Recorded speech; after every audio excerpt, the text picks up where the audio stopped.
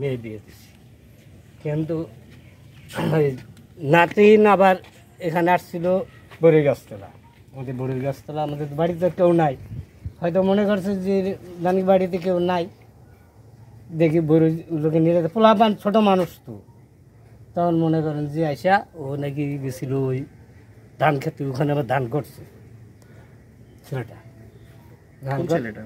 এই যে ছেলেটার সাথে মানে এই ঘটনাটা। নাম কি তার? ফিরোজ। ফিরোজ, হ্যাঁ। তখন শুনলাম যে আইসা এই টয়লেটে নিয়ে কিনেছে। আমি এই পর্যন্ত এসে শুনছি আর কি। ঘটনা করছে কি শুনছেন কোনো কিছু? যে না, তারপরে আর আমি কিছু একটা বিচার করছিল এই বিষয়ে, বিচারের নামটা ওই সমস্ত আমরা বলছি, বিচারের কথা কি সত্য, কোন বিষয়টা সত্য? টাকা নিছেন? আমার ছোট নাতি নিয়ে কি করছে, কি করছে? কি করছে? নাম কি? আমি এই এলাকার একজন সন্তান। আমার পার্শ্ববর্তী গ্রাম কুড়িপাড়াতে গত 20-22 দিন আগে একটি ন্যাক্কারজনক ঘটনা ঘটছে, যা বাংলাদেশের ইতিহাসে একটি ন্যাক্কারজনক আজগানিনের জন্য একটি অসম্মানজনক ঘটনা। এই ঘটনার আমরা শুনতে পারছি যে হচ্ছে ফিরোজ নামের একজন 45 ঊর্ধ্ব বয়স, সে 10 বছরের একজন স্কুল ছাত্রীকে, 10 বছর বয়সে একজন স্কুল ছাত্রী, 2য় শ্রেণীতে পড়ে, নাম হচ্ছে তানহা, তাকে ধর্ষণ করা হয়েছে। একজন শিশু, যদি আমরা আইনের দিকে তাকাই, আইনে বলা আছে ধর্ষণের ফাঁসি চাই। আমরা এই দর্শকদের ফাঁসি চাই এবং এই দর্শকের বিচার যারা করেছেন, আমরা শুনতে পেলাম 1.5 লক্ষ টাকা সেখানে বিচারের নাকি একটা ফয়সালা হয়েছে মেয়ের মার সাথে। এখানে কে কে বিচার করেছেন তাদের সহ এই দর্শকের সবার আমরা উপযুক্ত বিচার চাই এবং দর্শকের ফাঁসি চাই। যাই হোক, যে ঘটনাটা ঘটেছে তার আমি একজন এই এলাকার যুবক হিসেবে আমি এর তীব্র নিন্দা ও প্রতিবাদ জানাই এবং এর সাথে যারা জড়িত, ধর্ষক সহ যারা জড়িত, তাদের দৃষ্টান্তমূলক শাস্তির দাবি করছি এই এলাকাবাসীর পক্ষ থেকে এবং ছাত্র সমাজের পক্ষ থেকে। আমাদের আগামীকাল মানববন্ধন আছে, সেখানে সকল যুবকদের আমি থাকার জন্য আহ্বান করছি। টাকা ওনারা নগদ দিছে আর 50,000 টাকা আপনার 1 মাস সময় নিয়ে বাকি রাখছে। এখন পরের দিন বললো যে 1 লক্ষ টাকা আমি পাই নাই, 92,000 টাকা আমি পাইছি, ওই জায়গায় 92,000 টাকা।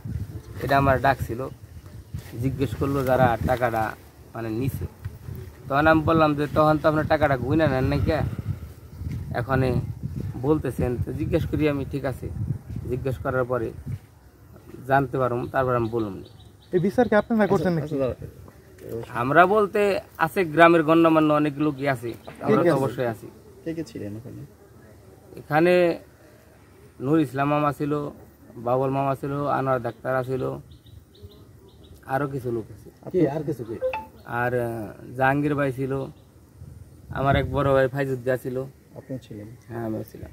আচ্ছা, আমি আরেকটা বিষয় জানি যে একটা দর্শনের বিচার 1.5 লক্ষ টাকা, এরকম কোনো আইনে বা কোনো বিধানে পাইছেন? এখন এটা কতটুকু সত্য আর কতটুকু মিথ্যা দাদা ভাই, এটা আমরা জানি না। কারণ হলো এরকম ধরনের কোনো কিছু দেখি নাই, তো আমরা ওইরকম মেডিকেল রিপোর্ট বা ওইরকম কোনো কিছু আমরা পাই নাই। তাহলে যে আপনারা কেন দর্শনের বিচারটা আপনারা করলেন কেন? আপনারা তো টাকা দিয়েছেন তাই না, 1 লাখ টাকা এখানে বললেন। 92,000।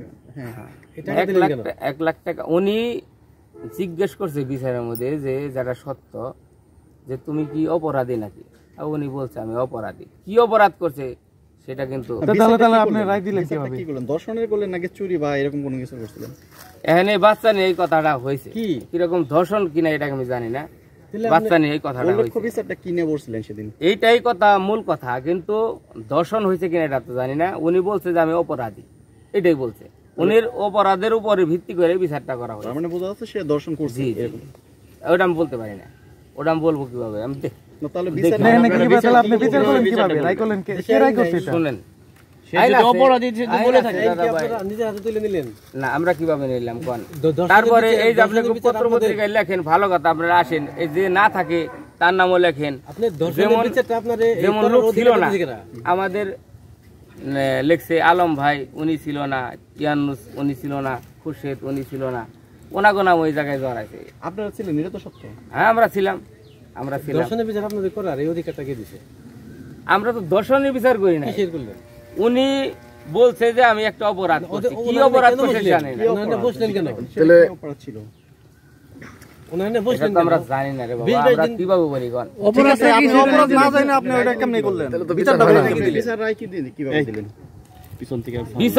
বিচারের রায় তার অপরাধের উপরে দেওয়া হয়েছে, যে অপরাধ স্বীকার করছে। অপরাধটা কি ছিল? সেটা দর্শন ছিল না চুরি না ডাকাতি এরকম কোনটা ছিল? এখন তারই জিজ্ঞাসা করতে হবে, আরো যারা আছিল তার কাছে জিজ্ঞাসা করেন। আমি তো একা বিচার করি না, আপনি তো ছিলেন, আমি বিচারে ছিলাম, এটা ঠিক আছে। বিচারের রায় তো যারা দিছে, যারা দিছে তার নাম কি? রায় দিছে কে? লাস্ট রায় নুরুল ইসলাম মামা ছিল রায় দেওয়ার সময়, উনি তো বাদী পক্ষ, উনি বাদী পক্ষ। বিবাদী পক্ষে কি ছিল? বিবাদী পক্ষে ফাইজুদ্দিন ভাই ছিল, তার বড় ভাই ছিল জাহাঙ্গীর। আপনি কোন পক্ষে ছিলেন? আমি বিবাদীর পক্ষে। আপনি বিবাদী মানে দর্শন মামলায় আপনি দর্শনের পক্ষে ছিলেন? আমি তো দর্শন, আমি বিচারক হিসাবে ছিলাম। না না না, আপনি তো বলছেন যে আপনি বিবাদীর পক্ষে, তার মানে আপনি দর্শনের পক্ষে ছিলেন। দর্শকের ভাই এত জরান কেলি আপনি, আমি যেভাবে বললাম যে ওনার না না জরানি না, ভাই যে আমার কথা শুনে আপনি তো বলছেন যে আপনি দর্শক বিবাদীর। আচ্ছা বলেন, আপনি বলছেন যে আপনি বিবাদীর পক্ষে ছিলেন। আপনি যেভাবে প্রশ্ন করছেন, আপনি শুনেন, আপনি যদি অপরাধী হন, তার যদি চাচাতো ভাই বা খালাতো ভাই বা শরীক হিসাবে আমরা থাকি, তাহলে তো বিবাদের পক্ষে লুকিয়ে থাকলাম। তার মানে কি আপনার ঘটনাটাকে আপনি বলেছেন? কথাটা এভাবে বলা হয়েছে। আচ্ছা ভাই, আপনি অপরাধী যে করছে, যে অপরাধের পক্ষে, হ্যাঁ অপরাধের পক্ষের লোক আমরা ছিলাম, এটা তো আমি বলি নাই যে উনি অপরাধ করছে তার পক্ষবাদী আমি, এটা তো বলি নাই। পক্ষে, হ্যাঁ পক্ষে ছিলেন, পক্ষবাদী একজন পক্ষে। আচ্ছা, তার পক্ষের লোক ছিলাম আমরা, পক্ষের লোক ছিলেন। আপনি কি জানেন যে দর্শনের কোনো বিচার বা কোনো আদালত বা কোনো আইন, কোনো সংগঠন, কোনো কিছু নেই বা থাকে না, এরকম কিছু জানেন আপনি? আসলে দর্শনের বিচার তো আমরা জানি না, ওটা করি নাই, ওটা আমরা শুনিও না। একটা ঘটনা, একটা 10 বছর একটা মেয়ে, সেই মেয়ের আপনারা তার পক্ষ না নিয়ে আপনি দর্শনের পক্ষে ঘটনা নিলেন, মন নিলেন, সেই বিষয়ে একটু আমাদের বলেন।